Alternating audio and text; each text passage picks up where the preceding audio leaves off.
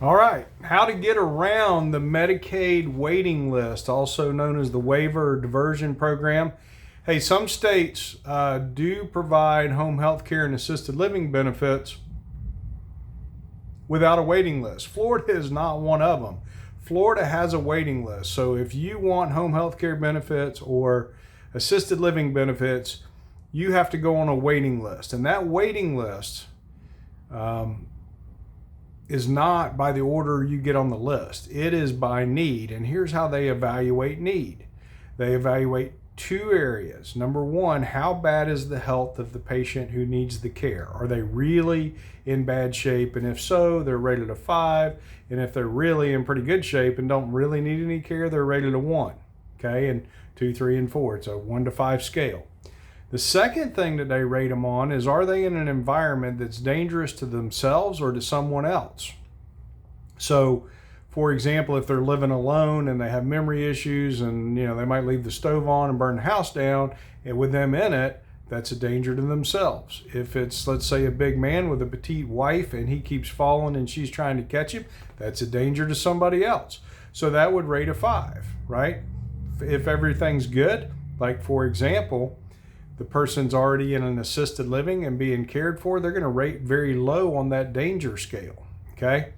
So to come off the list, you got to rate high on both those, a 4 or 5 in both those categories to come off the list pretty quick.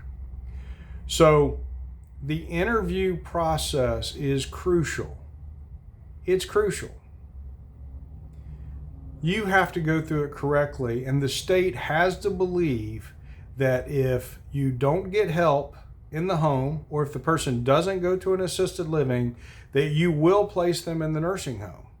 And you have to state that. And if you don't state that, you will stay on that waiting list a long time. And when I say you, I mean the parent, the applicant who needs the care. If their caregiver or they do not go through that interview process correctly, they're going to stay on that wait list a long time. I've seen 2 years. I've also seen when people will listen and be honest. I'm not saying it's suggesting that you lie, but let me give you an example. The interviewer says, well, hey, Miss Smith, can you dress yourself? And Miss Smith says, oh yeah, honey, I dress myself every day. Well, if it's left at that, the interviewer doesn't know anything other than, yeah, she can dress herself. But if the caregiver says, well, now, Mom, it's true, you do dress yourself and you do a good job of it, but some days, you get your shoes on the wrong feet and, your buttons don't line up. So you got one side of your shirt hanging real low.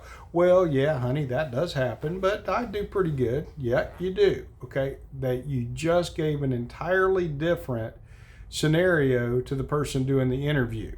So one, the person can dress themselves appropriately. The other one, they cannot. Okay.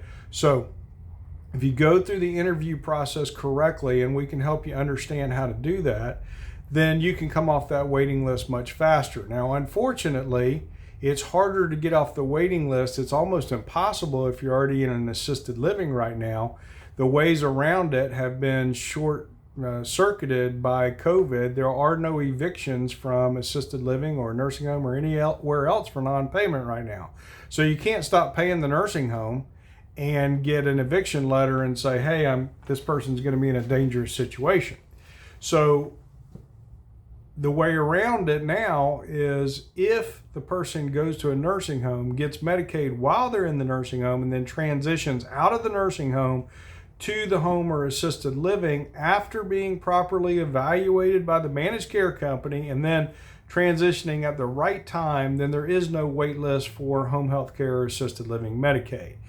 Here's what I'm telling you. I'm not telling you go check mom or dad in to the nursing home. Now, I've known some people that do that. I'm kind of against that. But if something happens and mom falls and goes to the hospital, do not waste the opportunity to get her on Medicaid while she's at rehab in the nursing home. Listen, once you get the money, it follows the person for the rest of their lives. I mean, unless they just totally rebound and don't need it. But when people are older, it's degenerative, right? Things go downhill. So once they're on Medicaid, they stay on Medicaid, whether it's home health care, assisted living, or nursing home care.